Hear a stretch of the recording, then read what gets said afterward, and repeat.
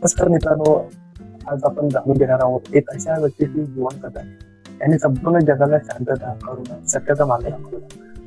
ते म्हणजे कथाकार भगवान गौतम बुद्ध. कधी विचार केला की त्या राजकुमाराकडे सुखाची कमतरता नव्हती, पण त्याने सगळं वैभव सोडून सत्याच्या शोधात जाण्याचा निर्णय काय घेतला? गौतम बुद्ध कोण होते? त्यांनी राजवाडा का सोडला? गौतम बुद्धांचे बालपणीचे नाव सिद्धार्थ गौतम. त्यांचा जन्म हा लुंबिनी इथे झाला. पुण्याचे प्रमुख होते. त्यांची पत्नीचे नाव यशोधरा होते आणि त्याने एक मुलगा राहुल नावाचा होता.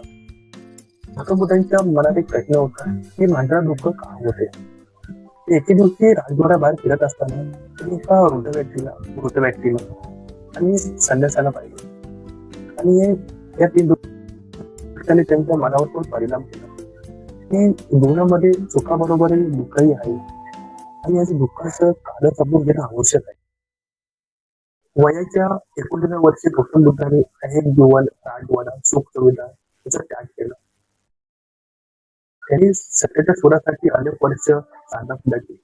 शेवटी बोधगया येथे वधूवृक्षाखाली ध्यान करताना त्यांना ज्ञान प्राप्त झाले. गौतम बुद्ध यांना बुद्ध म्हणून ओळखलं जाऊ लागलं. त्यांची शिकवण खूप साधी व जीवन बदलणारी होती. दुःख समजून घ्या, कारण शोधा आणि योग्य मार्गाने त्यातून मुक्त होण्याचा प्रयत्न करा.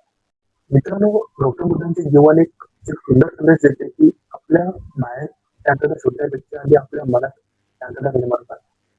जर तुम्हाला ही जीवनकथा आवडली असेल तर नक्की तुम्ही या व्हिडिओला लाईक करा, सबस्क्राईब करा आणि तुमच्या मित्रांसोबत शेअर करा. चला तर मग पुन्हा भेटूया आपण एका प्रेरणादायी कथेसोबत. धन्यवाद.